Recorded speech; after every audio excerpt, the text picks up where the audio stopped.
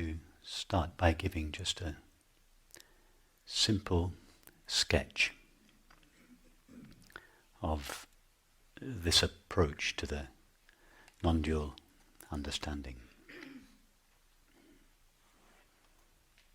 And this sketch or map will give us a context for all our meditations, contemplations and conversations.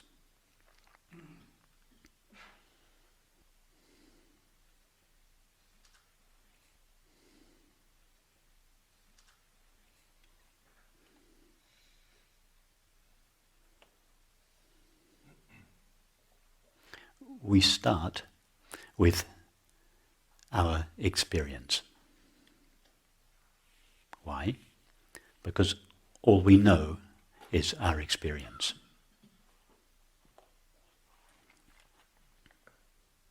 And the first thing we notice about experience is that it is always known by what we call I.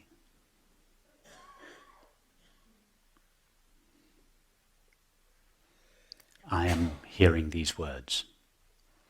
I am feeling the temperature of the air on my skin. I remember travelling here yesterday. I remember my 5th birthday party. I slept well. I love you. I am feeling lonely. I is the central character in our lives.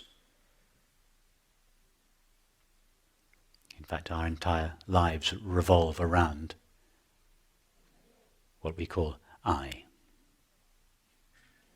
We think on its behalf. We feel on its behalf. We act, perceive, and relate on its behalf. So,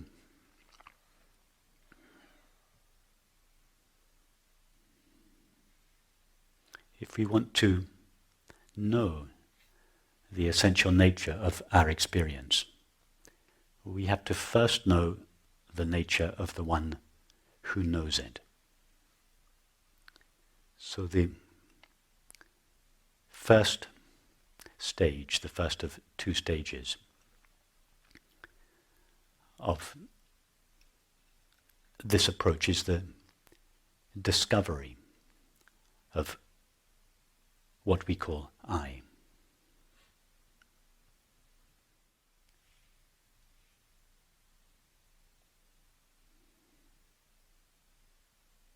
So the first stage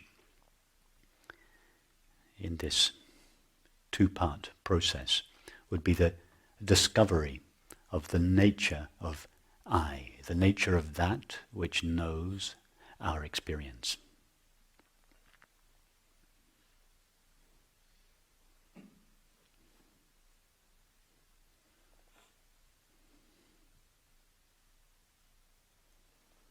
This could be called the inward facing path. It is a path in which we trace our experience back to the knower which knows it, to the I that knows or experiences whatever it is we are experiencing.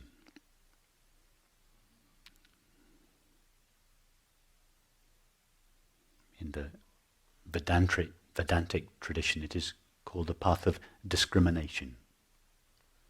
Discriminating out what I essentially am from the multiplicity and diversity of experience.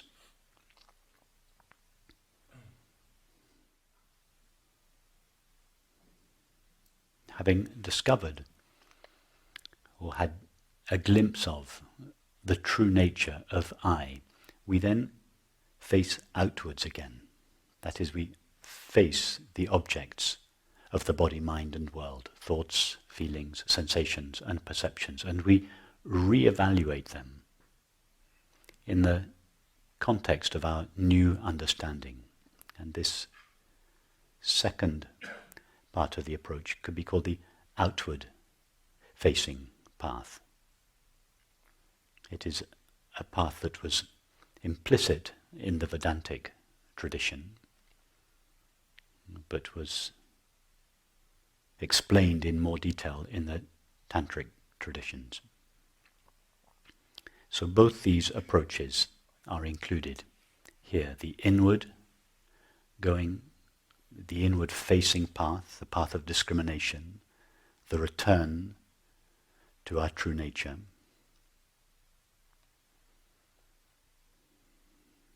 And then the outward facing path, the Tantric tradition. In the inward facing path, everything apart from ourself is excluded.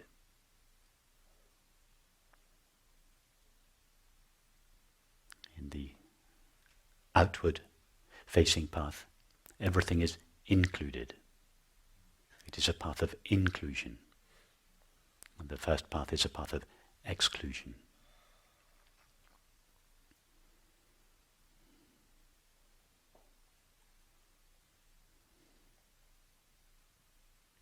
So that's just a very brief sketch. It will make more sense, and I will fill out these two paths as we go on.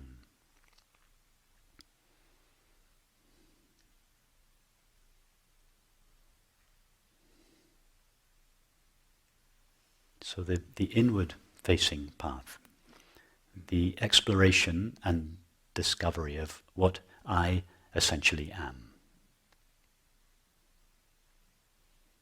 If we do not know the nature of that which knows our experience, we cannot know the nature of anything that is experienced.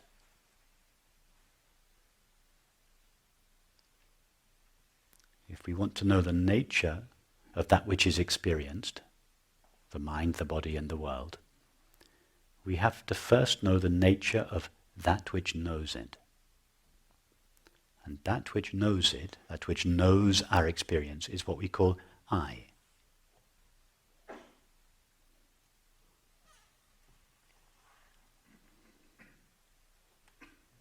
So we start with this deep exploration of what we mean by the word I. In other words, what we mean by ourself.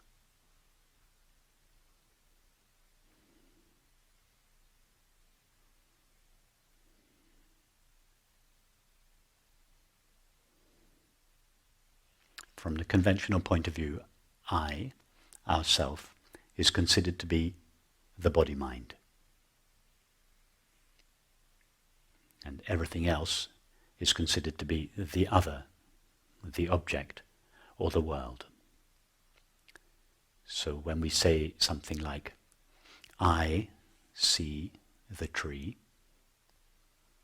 what we mean is, I, this body-mind, is joined to an object out there in the world called a tree by an act of seeing. I love you. That means, conventionally, I, this body-mind, loves you, the other.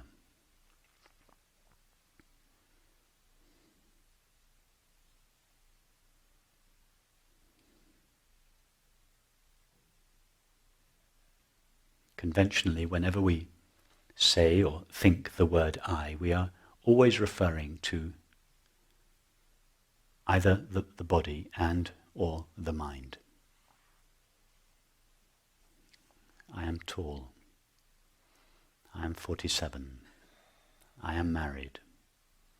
I have 3 children. I am a doctor. I am feeling unwell. I am cold, etc., etc., etc. All these are qualifications of I. And the I in this case is considered to be the body and or the mind.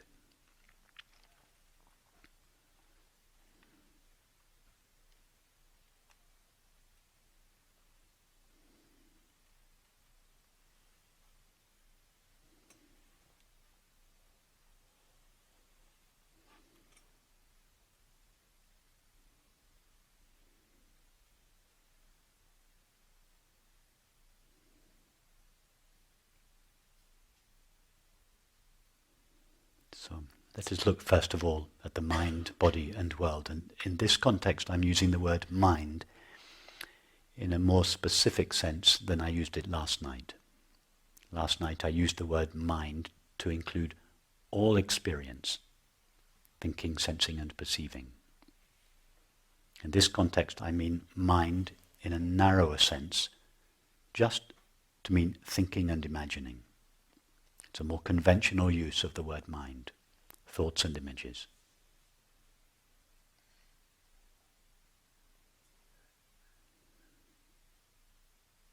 So just now go to your experience of the mind, that is, thoughts and images.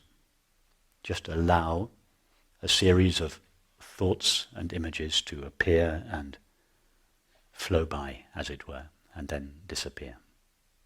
It doesn't matter what the thoughts or images are about.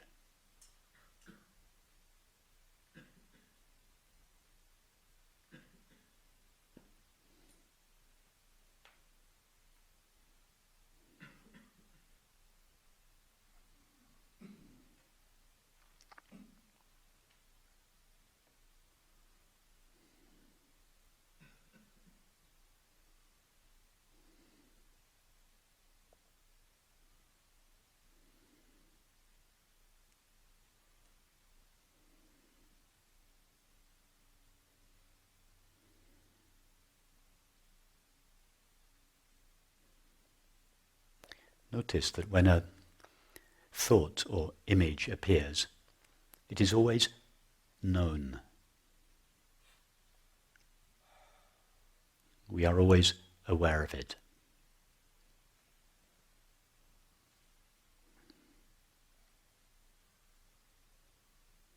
The thought or image appears to us like an object, not a physical object, a subtle object.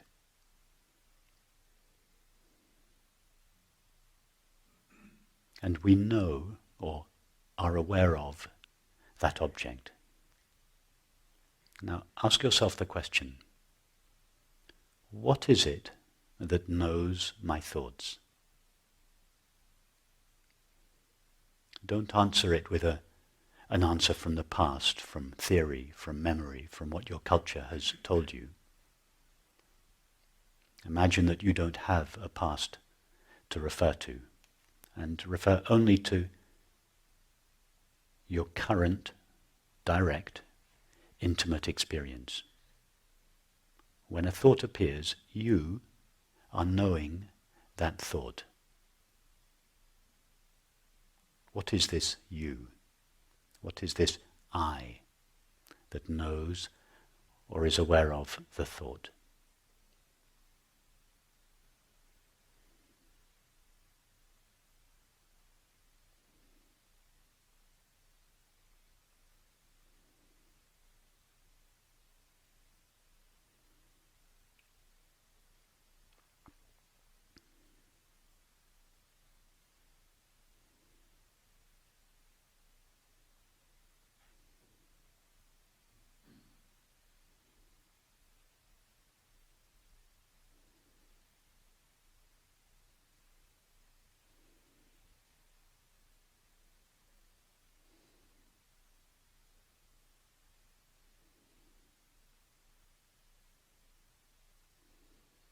Now, since we have been sitting here for the last 20 minutes or so, dozens of thoughts have appeared and disappeared. And each of those thoughts was known by you. Or rather, known by what each of us refers to as I. And each of those thoughts has already disappeared. But the I that knows or is aware of this thought doesn't disappear when the thought appears. When the thought disappears. Therefore, the thought itself, it doesn't go into the essential nature doesn't go into the make of the essential nature of I.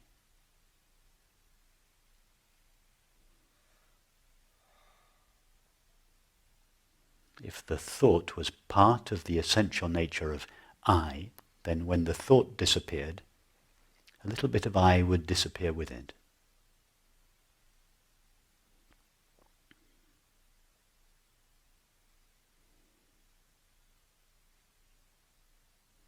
But it is not our experience that a little bit of myself disappears every time a thought disappears. Nothing essential is taken away from me when the thought vanishes. Therefore, the thought itself doesn't go into my essential nature.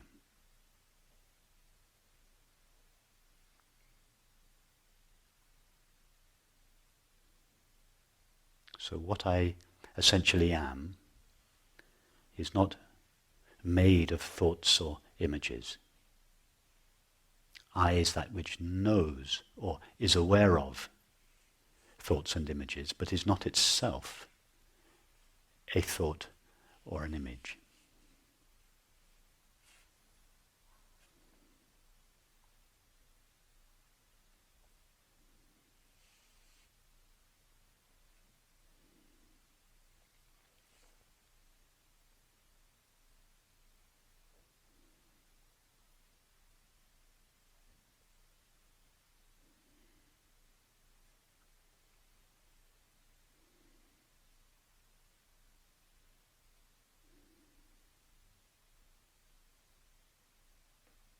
Now, go to your experience of the body.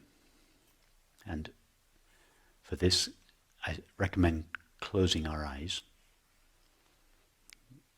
The only reason for this is that we're not addressing our perception of the world at the moment. With our eyes closed, our experience of the body is simply the current sensation. And I want to take some time to explain what I mean by the word sensation. It's very specific. If you go to the tingling at the soles of your feet, that's what I call a sensation. If you go to the feeling of slight density behind the eyes, that's a sensation. If you have a pain in your back, that is a sensation. If you're hungry, hunger is experienced as a sensation. If you're tired, there is a sort of heavy feeling in the body. That is a sensation. The sound of these words is not a sensation, it's a perception. I'll come to that later. One way of defining a sensation would be the way we feel the body, the way the body is felt from the inside.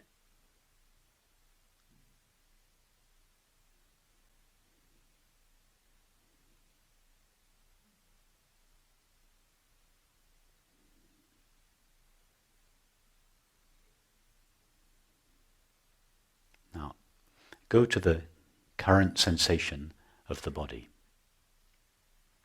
It's just a tingling, amorphous mass of sensation.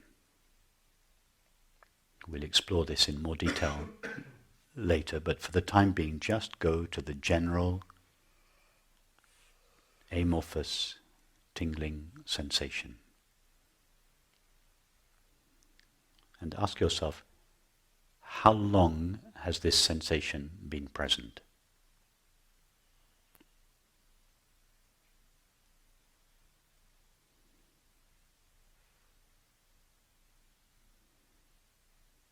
Has this sensation been present 30, 50, 70 years? No. A sensation, like a thought or an image, is something that appears and disappears. It may last a little longer than the thought or image, but nevertheless, no sensation lasts very long. Just gently rub your fingers together. A new sensation appears. Stop rubbing your fingers together. The sensation gradually dissipates and vanishes. No sensation lasts long.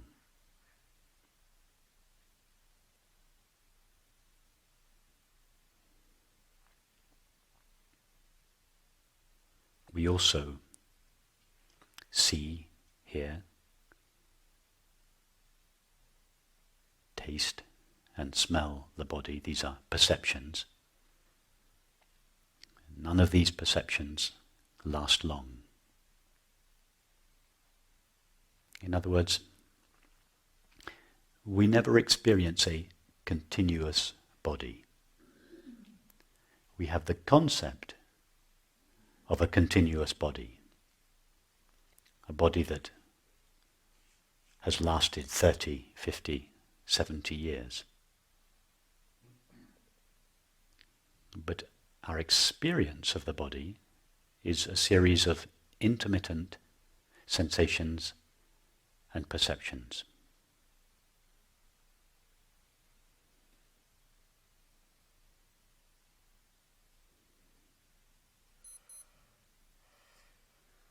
Now ask yourself the question, what is it that knows or is aware of this flow of sensations?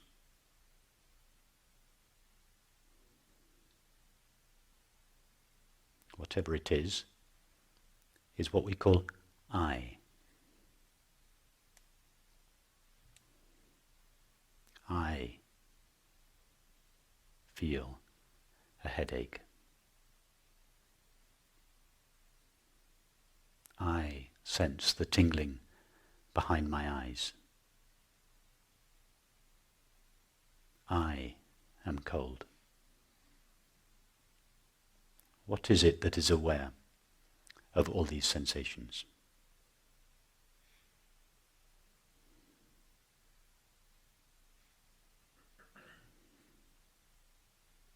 Whatever it is that is aware of all these sensations is obviously not itself a sensation. Even since we have been sitting here, innumerable sensations have appeared and disappeared. But I have not appeared and disappeared with them. I am the ever-present, knowing or aware element of experience that runs continuous or remains ever-present throughout the appearance and disappearance of all bodily sensations.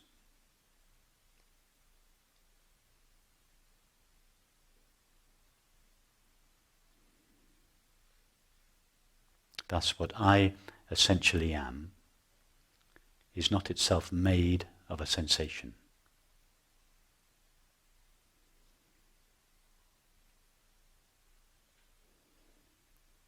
Sensations appear to me or in me, but I am not made of them.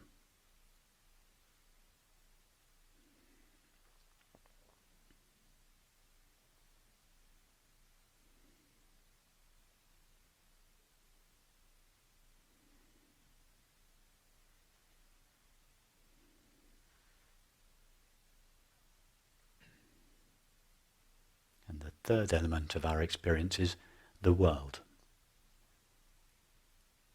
We know the world through 5 sense perceptions. We see it, hear it, touch it, taste it, and smell it. Just check, first of all, to make sure that this is true of your experience. Do you have any knowledge, and by knowledge I don't mean intellectual knowledge, I mean experiential knowledge. Do you have any experience of a world other than sights, sounds, tastes, textures, and smells?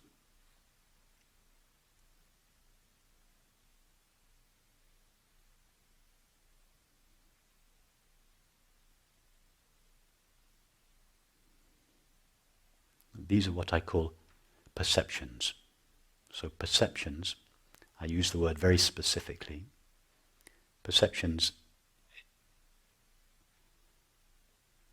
include sights, sounds, tastes, textures, and smells. It is our only knowledge of the world. That is our only experience of the world. Now ask yourself the question, how long does a perception last?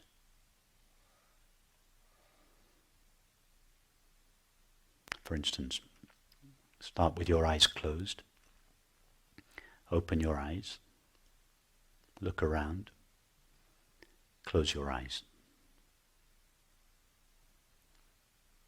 How long did that perception of the world last? 3 or 4 seconds?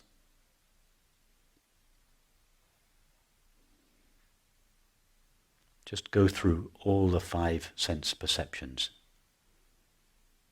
Sights, sounds, tastes, textures, and smells. How long do each of these last?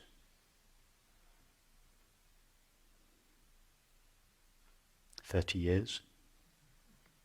50, 70 years? Or just a few moments? Have you ever experienced a continuous perception? Has any perception lasted throughout your entire life? That is, has any sight, sound, taste, texture, or smell remained present throughout your life? Obviously not. In other words, we never experience a continuous world. We have the concept of a continuous world.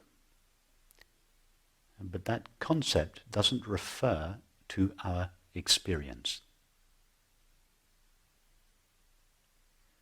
I'm not suggesting there is anything wrong with the concept. I'm not evaluating it. I'm just making it quite clear that the concept of a continuous world is not derived from experience. Nobody has ever had the experience of a continuous world. The apparently continuous world is made out of discontinuous or intermittent perceptions. These perceptions may last a little bit longer than our thoughts or images, but nevertheless, they come and go. Just take some time to check that this is true of your experience.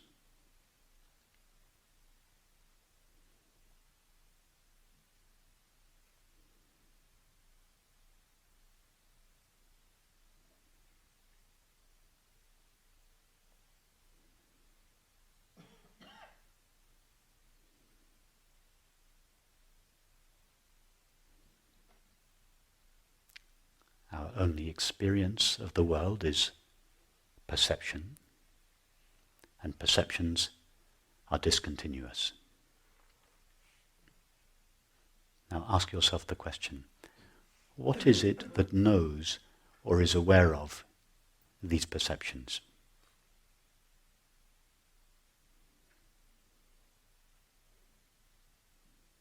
Whatever it is obviously what we call I.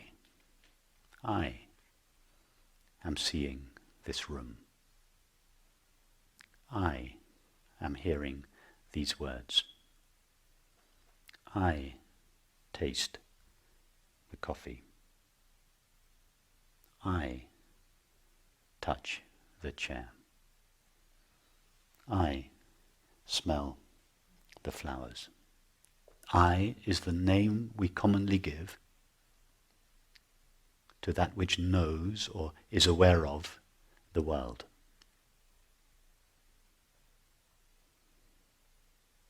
And whilst each of these perceptions comes and goes, the I that knows them doesn't come and go with them.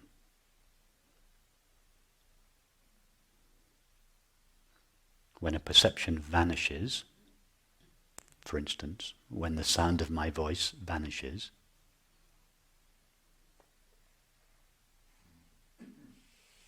the I that knows it or is aware of it doesn't vanish with it.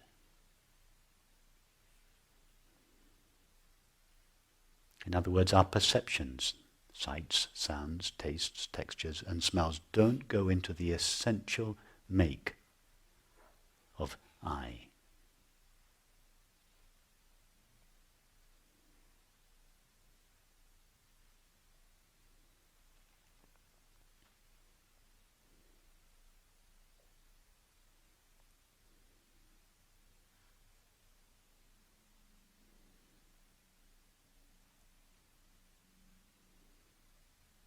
So the question remains, what am I then? I am not the thoughts and images that appear to me. I am that which knows or is aware of them. I am not my feelings or sensations. I am that which knows or is aware of them. I am not my perceptions. I am that which knows or is aware of them.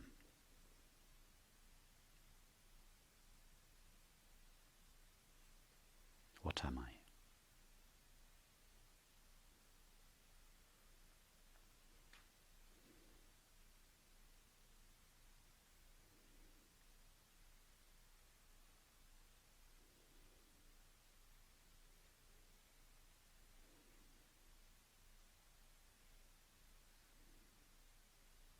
I am simply that which knows or is aware.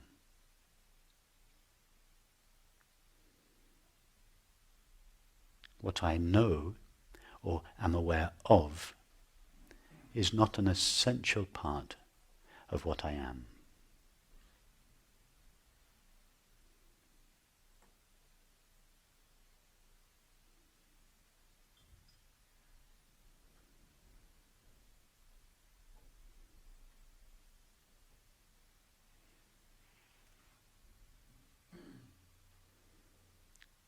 All through our life, we have been knowing our experience. We have been aware of our experience. When we were 5 years old, 10 years old, 20, 40, 60, I am aware of my thoughts. I am aware of my memories. I am aware of feelings. I am aware of all the sensations in my body. I am aware of the siren. I am aware of the world. I am aware. I am aware. I am aware. I am aware. It pervades all experience. In fact, the experience of being aware is the only element of experience that remains continuous throughout all experience. Just check that. Don't take it from me. Try to find any element in your experience, apart from the experience of simply being aware, that is continuous.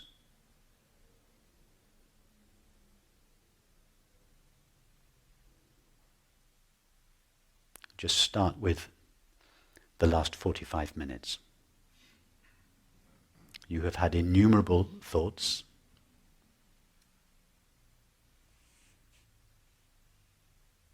perhaps not innumerable feelings, but several feelings, a whole flow of bodily sensations, and numerous perceptions. None of these have lasted. If all there was to experience is a series of intermittent thoughts, sensations, and perceptions, then our experience would be a series of fragments. Experience would be extremely agitated, starting and stopping, jerking on and off all the time. Is that our experience? No. Whilst we have been sitting here over the last 45 minutes, there has been a continuity, a seamless flow. Well, our thoughts are not seamless. They start and stop. Feelings, sensations, and perceptions are not seamless. They start and stop. What is the seamless, ever-present element of your experience? What is it that you can say from your own experience? This remains present. Just take the last 45 minutes. What has been present as an experience? I don't mean as a concept.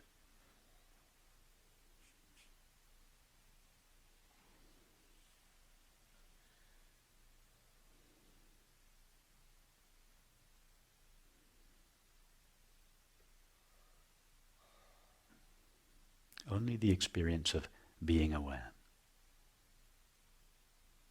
It's the only stable element of experience, the only continuous element of experience.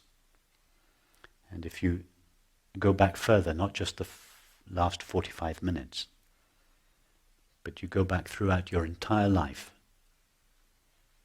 the only thing, and of course it is not a thing, that has remained present with you all your life is the simple experience of being aware.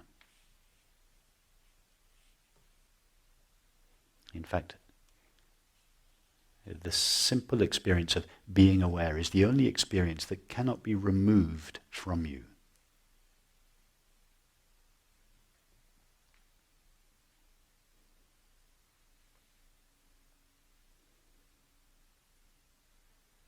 In other words, it is the irreducible, indestructible element of our experience. Everything apart from the experience of being aware has, can, and will be removed from us.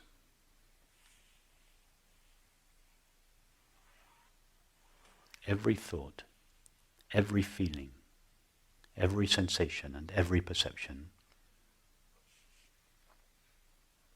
will be removed, has been removed, can be removed, or will be removed from us. And yet it leaves us, our essential nature, intact, undiminished. The simple experience of being aware is neither aggrandized by the appearance of any object, nor diminished by the disappearance of any object. It just remains stable, constant.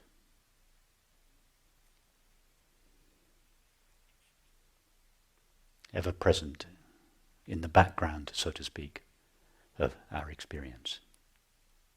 This knowing element that runs, this knowing or aware element that runs throughout all experience.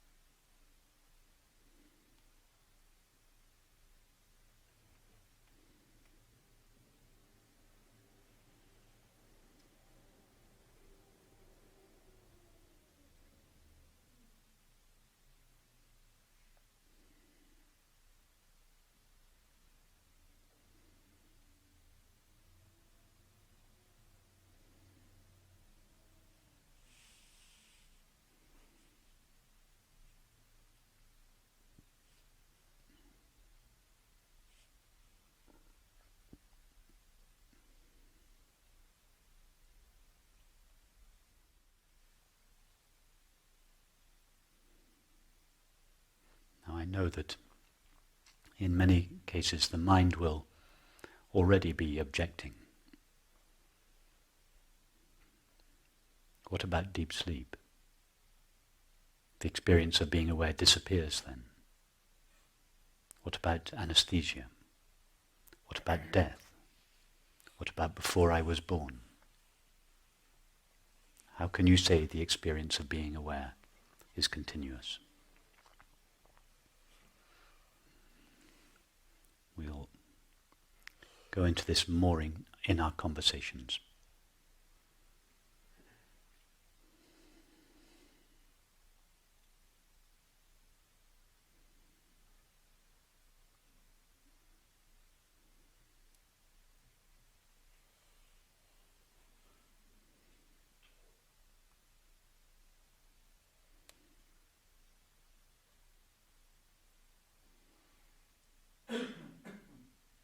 I'm not asking you to ignore those objections. It's very important to raise these objections. They deserve to be met. But just for the time being, bear with me. Acknowledge that at least since you woke up this morning, acknowledge that something, the knowing or aware element of your experience, has remained continuous throughout all experience. In fact, even before you woke up this morning, you were having a dream. What is it that was aware of that dream? The same I, the same knowing I, that is now aware of this waking state experience. In other words, the experience of being aware didn't wake up this morning. It was fully awake, knowing your dream while your body slept.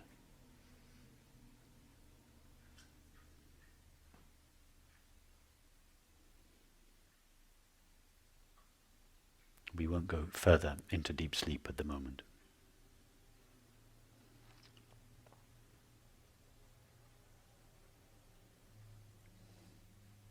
In fact, why not? Let's go further into deep sleep. Just be open to the possibility that in deep sleep, the experience of being aware itself doesn't disappear, but that everything we are aware of disappears,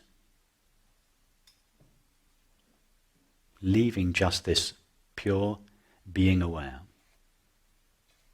but being aware of nothing.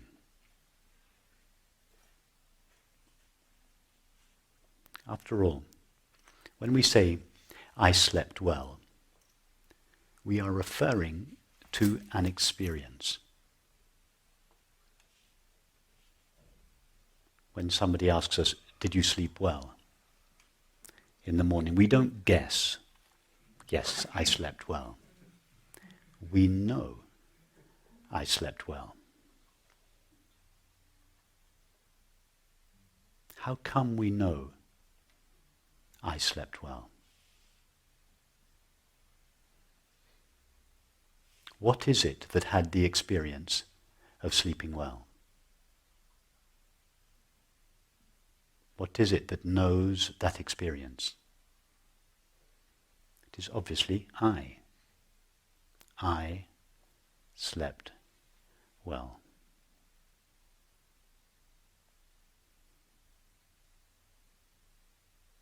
The experience of deep sleep is in fact the simple experience of being aware, without being aware of anything. Normally we think that in deep sleep, the experience of being aware, disappears, but the body and the world remain. Our experience is in fact the opposite. When we fall asleep, it is the body and the world, that is, sensation and perception, that disappear, leaving the simple experience of being aware, alone by itself. It's called peace.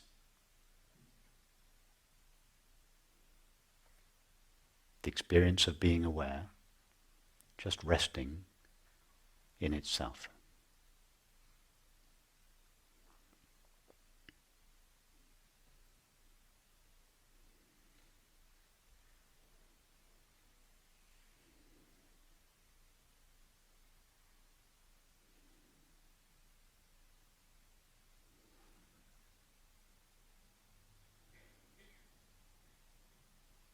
So the common name for the experience of being aware in the spiritual traditions is awareness or consciousness. Ness, the suffix ness, means the presence of. So awareness means the presence of that which is aware, or the being of that which is aware.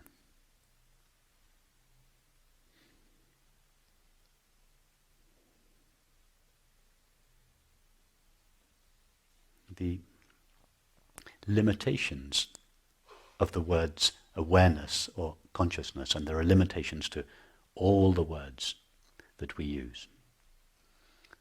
But the main limitation of the word awareness or consciousness is that it is a noun. And it suggests that this that we call I,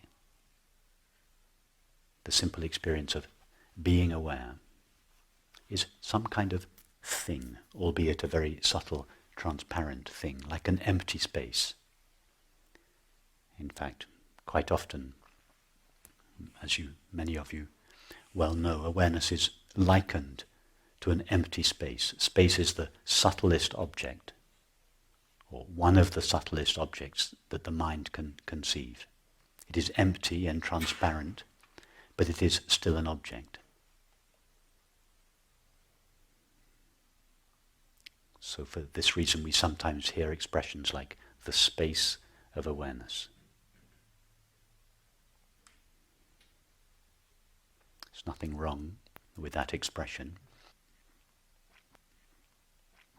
But the reason I take care explaining the meanings of these words is to be sure that when I use the word awareness or consciousness, you don't subtly imagine that I'm referring to some kind of object, some kind of thing. That's why I prefer the expression being aware. The experience of being aware.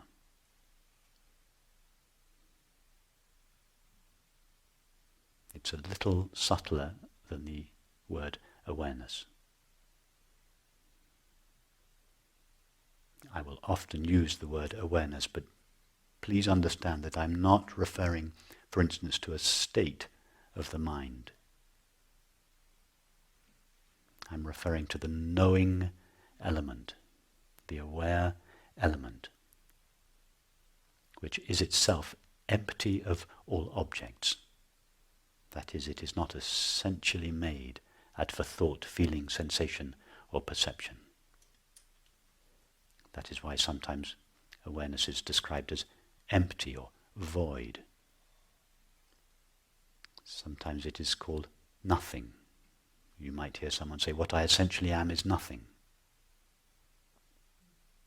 That means what I essentially am is not a thing, not an object. That is not a thought, feeling, sensation, or perception. What I am has no objective qualities.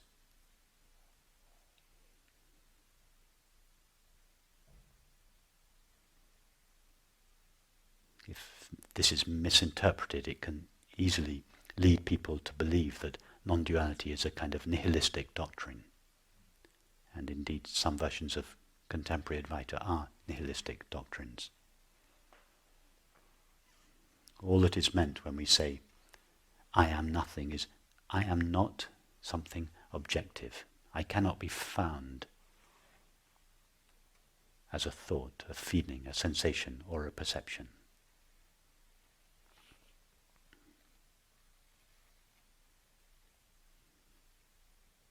It is only legitimate to say, I am nothing, in reference to the previous belief, I am something. Most people believe and feel, I am something. That is, I am a body-mind. I am a collection of thoughts, images, feelings, sensations and perceptions. In relation to that belief, the I am something belief, it is legitimate as a step to say, I am nothing, I am not a thing.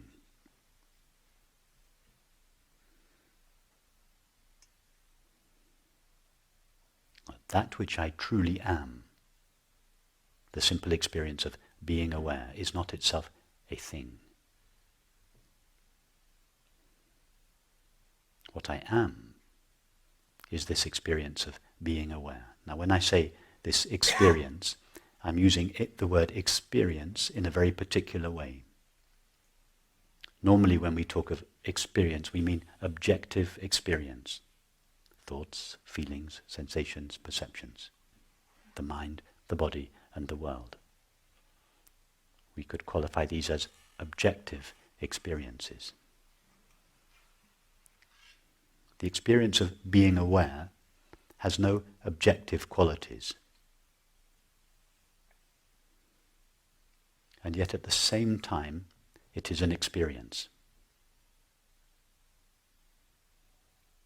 It's what I call a non-objective experience. It's very easy to check this out for yourself. Ask yourself the question now. Am I aware?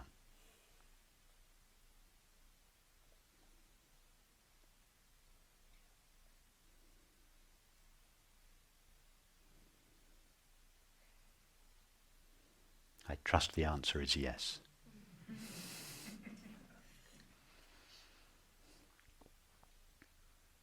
Now, when you heard the question, am I aware? You pause, you refer to your experience, and as a result you answer, yes. It is my experience that I am aware. We don't guess it. We don't believe it. We know it.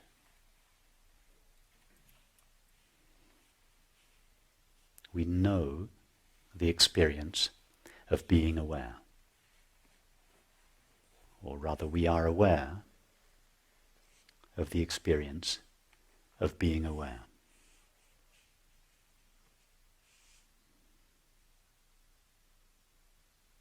Now, who is the we?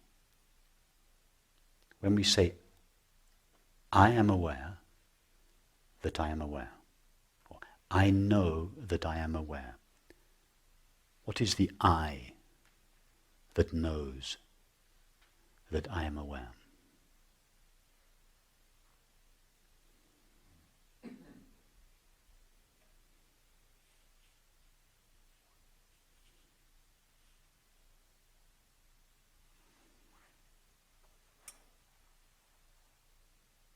Is the I that knows that I am aware different from the I that is simply aware? In other words, is the experience of being aware known by something other than itself? Is there another kind of awareness in you that knows the experience of being aware? Try to find these two awarenesses. One, the experience of being aware, and two, another kind of awareness that knows the experience of being aware. Can you find these two I's? The I that is aware, and the I that knows that I am aware.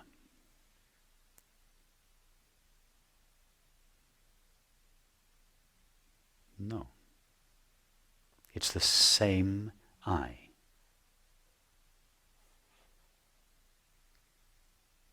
I am aware is our primary experience.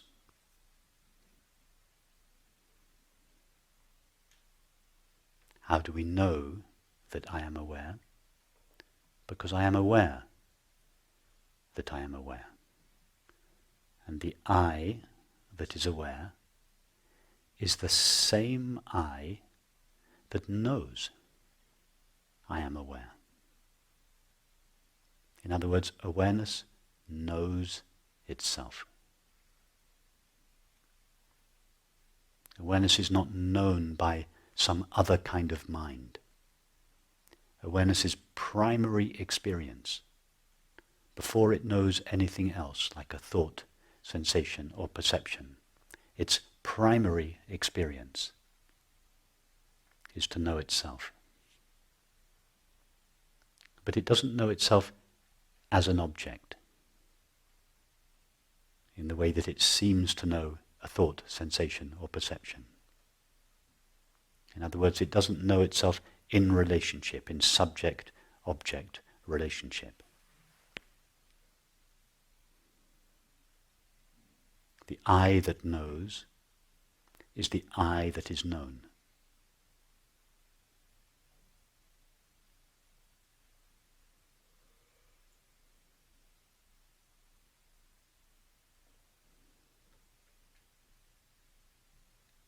This is what the Old Testament statement, I am that I am, means.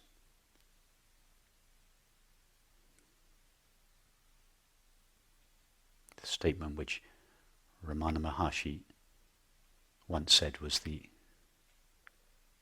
clearest, highest and most refined statement of non-duality there is. I am that I am.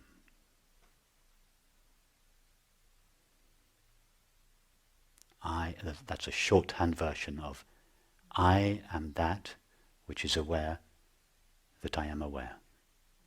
I know my own being by myself without the aid of any other agent.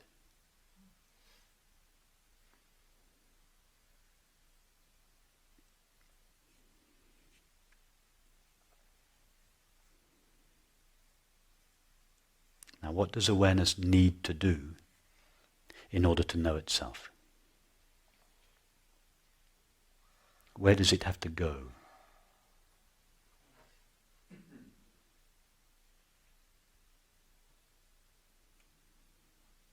If I were to ask you now to stand up and take a step towards yourself, what would you do?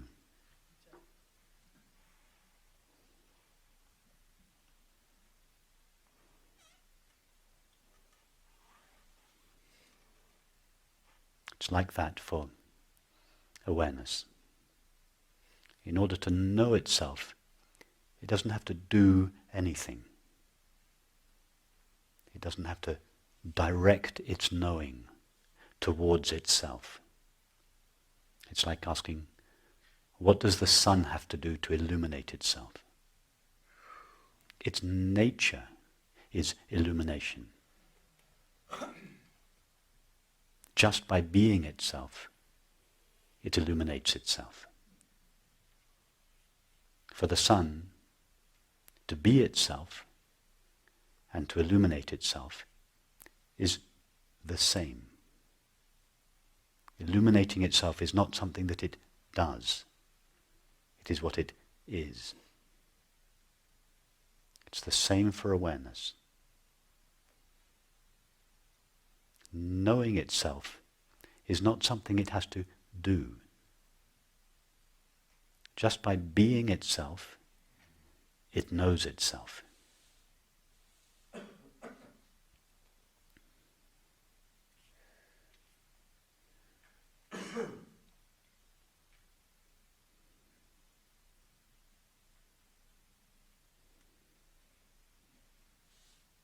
It is too close to itself to know itself in relationship. In order to know itself in relationship, it would have to separate itself from itself. Turn round and look at itself. It can't do that. Just as the sun can't separate itself from itself. Travel a few million miles into the universe and then turn round and shine on itself.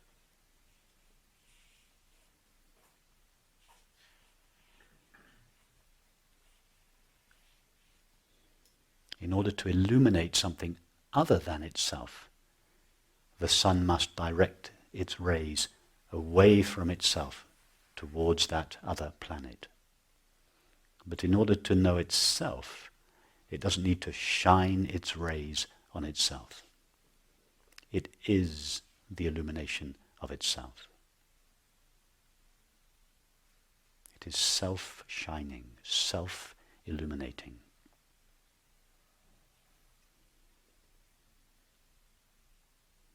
Likewise, awareness, in order to know something that is apparently other than itself, such as the mind, body, or world, thought, sensation, perception. It must shine its knowing, shine its awaring, apparently away from itself towards that object. And it does this by rising in the form of attention, or the finite mind. But in order to know itself, it doesn't need to rise as attention, or the finite mind. It knows itself simply by being itself. It is self-illuminating, self-knowing, self-aware.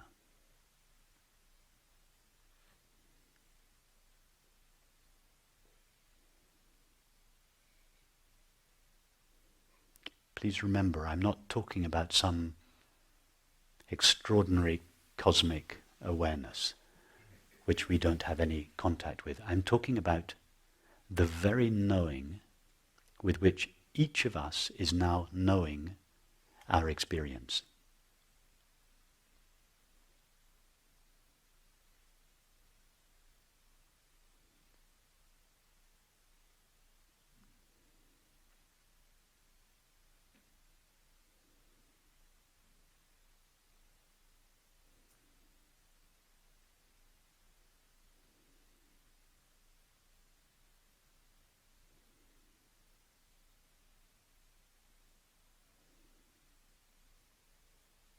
In other words, consciousness or awareness knows itself, by itself, in itself, through itself, as itself.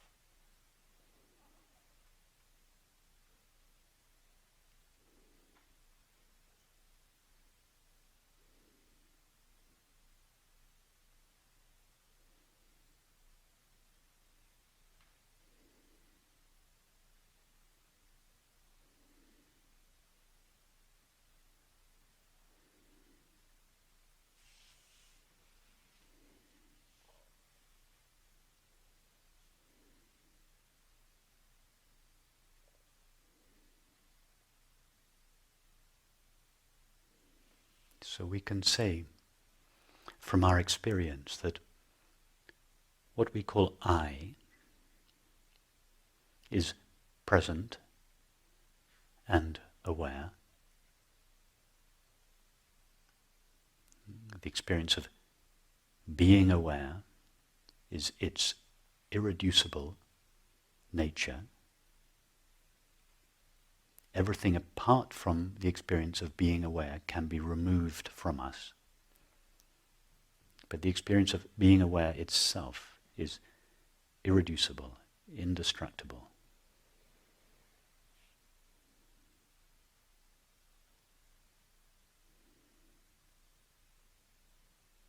In other words, being and knowing go into the essential make of ourselves.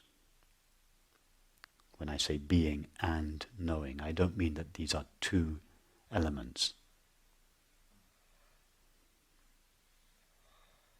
It's one quality, if we can call it a quality. Being aware, or aware being, written all one word.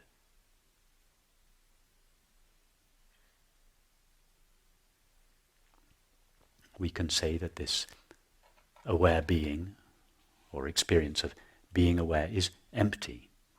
That is, empty of objects, full of itself, but empty of objects. It has no objective quality.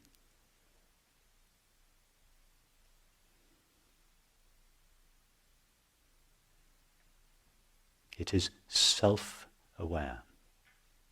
It is not, that is, it is not known by some other kind of mind or awareness. Its nature is to be aware, and just by being itself, it knows itself. That means that for each of us to know our essential nature is simply to be knowingly the presence of awareness.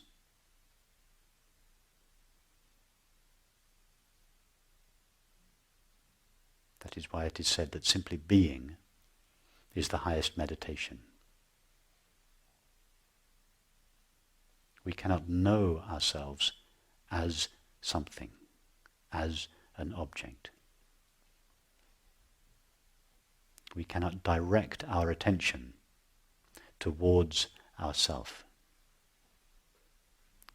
Attention comes from ourself, just as light comes from the sun. That attention can only be directed towards something that is not ourself, just as the sun can only shine on something that is not itself.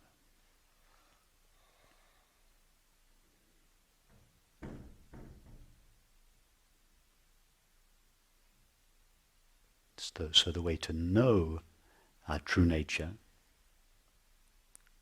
of empty awareness is to be knowingly empty awareness.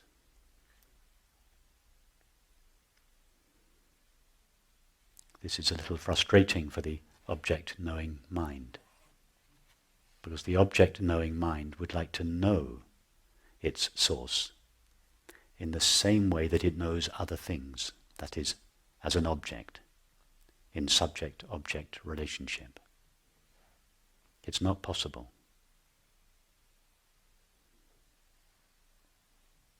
To know ourself is to be ourself. And to be ourself is to know ourself.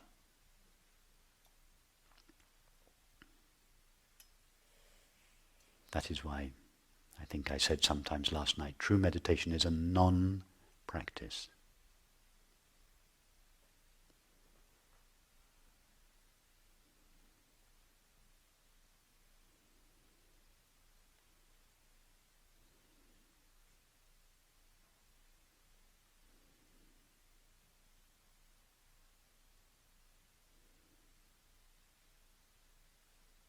Now what else can we say from experience about the nature of ourself?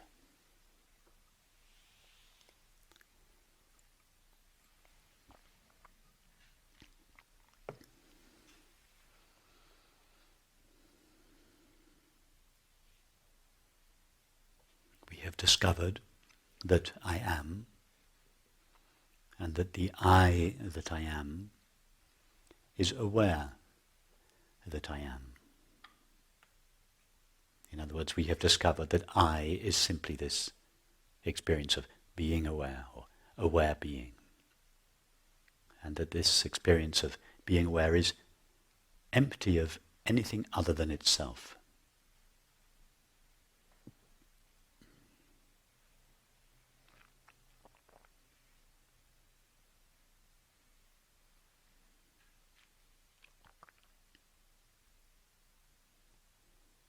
So, how are we going to find out more about ourselves?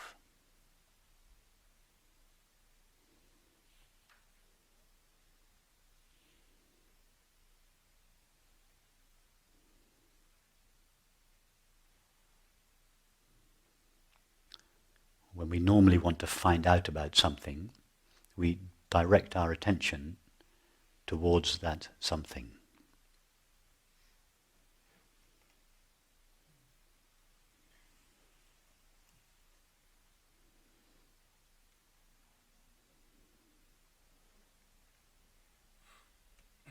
If we want to learn about music, we direct our attention towards music. If we want to learn about history, we direct our attention towards history. Whatever we want to know about, we direct our attention towards it. So here we want to know more about the essential nature of ourselves. Because until we know this essential nature of ourselves, that which knows experience, we cannot know anything that is true about the nature of experience itself. In other words, we cannot know anything that is true about the mind, the body, or the world until we know the nature of that which knows it.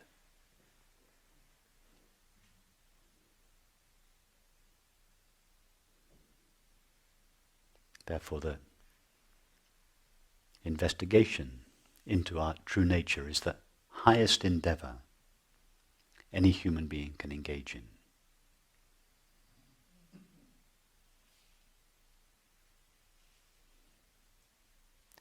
In fact, to engage in any investigation other than the investigation into our true nature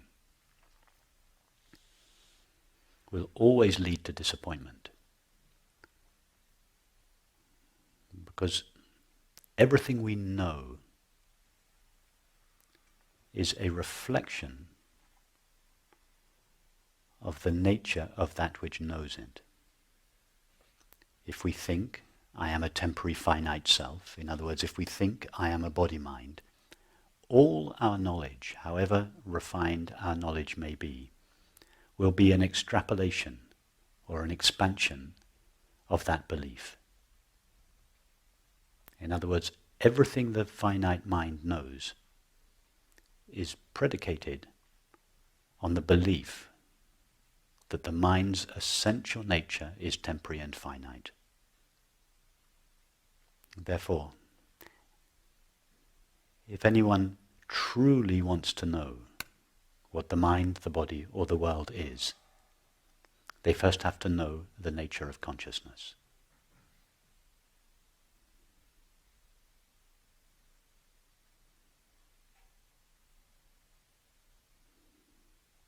That is why the science of consciousness is the ultimate science. It is more essential than the science of physics or psychology, or biology or chemistry.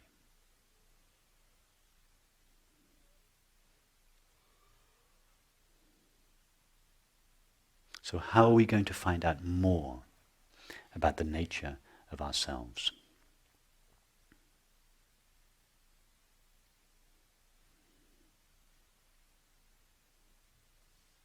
We obviously have to ask the one that knows ourself.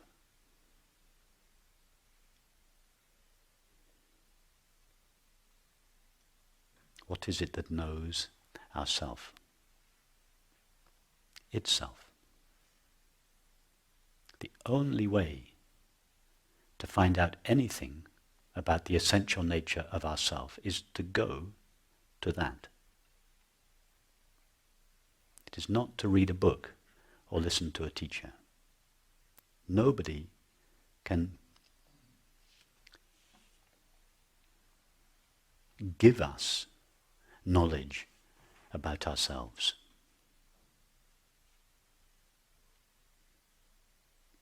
Others can give us hints or clues about where to look, or more importantly, how to look.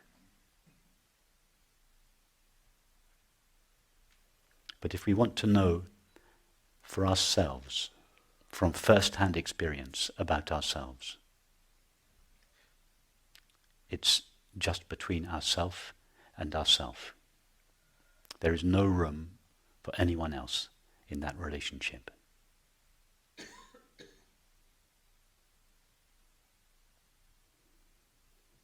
It is between you and yourself.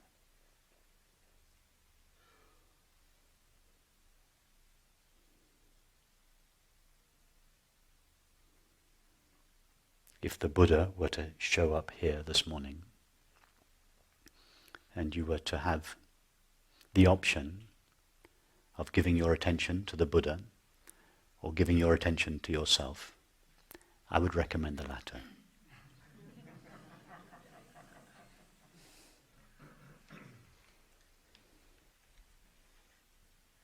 And I think he would agree.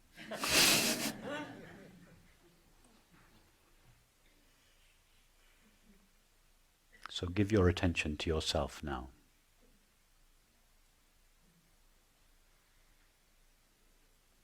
Be aware of the experience of being aware.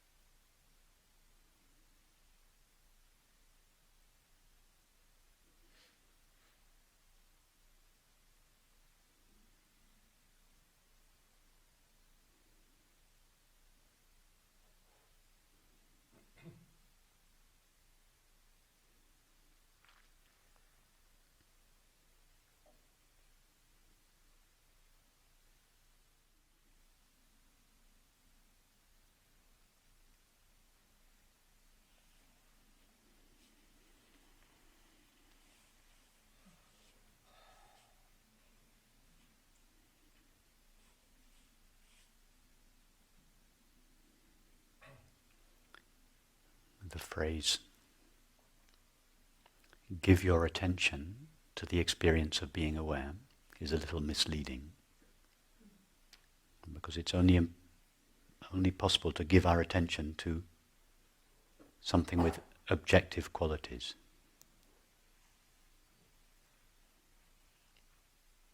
So the phrase, give your attention to yourself, or give your attention to the experience of being aware, is just a concession to the object-knowing mind.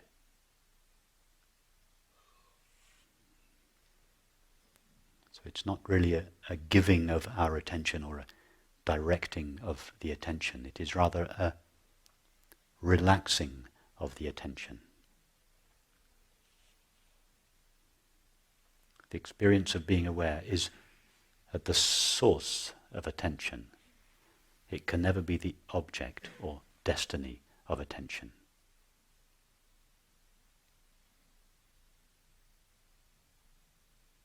In other words, the source of attention, the experience of being aware, cannot be found with the attention.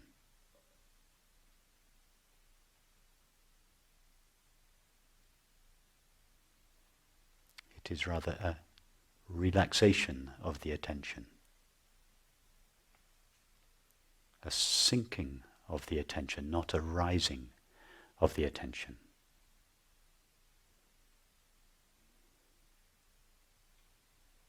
In other words, the attention doesn't find its source, it dissolves in its source.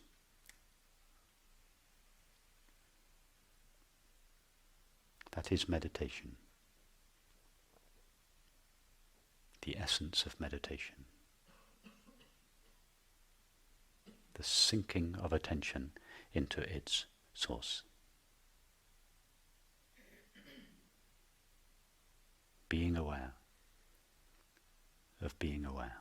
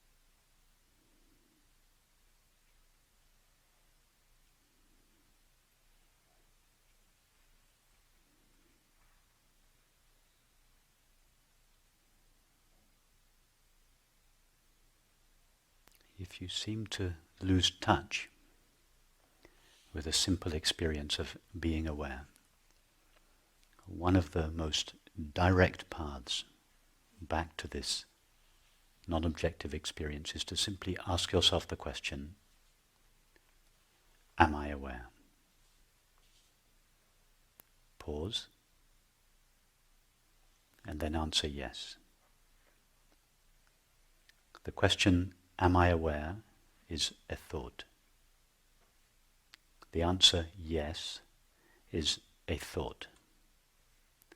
But between these two thoughts, in other words, outside the mind, something takes place. We become aware that we are aware. In fact, we don't become aware that we are aware.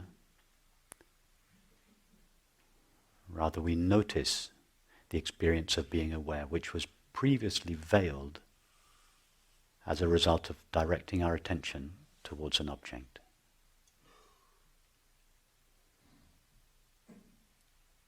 So that you then ask yourself the question again a second time, am I aware?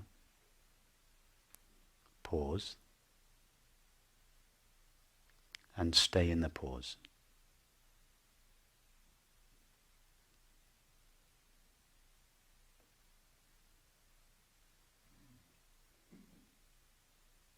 Stay as the pause.